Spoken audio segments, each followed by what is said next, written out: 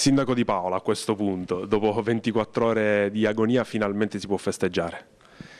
Noi abbiamo vissuto anche questa fase con molta serenità, attendevamo tranquillamente il risultato della commissione che stava lavorando, cercando anche di comprendere quello che era accaduto alla regione siciliana, ma noi non avevamo mai avuto alcun dubbio perché sapevamo perfettamente che la interpretazione della norma era quella, una interpretazione che gli uffici del Comune di Sciacca avevano già condiviso sia con la Prefettura ma anche con la Regione Siciliana. Quindi adesso noi siamo molto sereni, domani ci sarà il passaggio di consegne, ma non abbiamo mai avuto alcun dubbio sulla natura del nostro risultato, che peraltro era assolutamente schiacciante. Quindi avete atteso con serenità il giudizio della Regione? Assolutamente con serenità e anche con sobrietà di comportamenti. Credevamo peraltro che tutto quello che è accaduto ieri era assolutamente fuori luogo.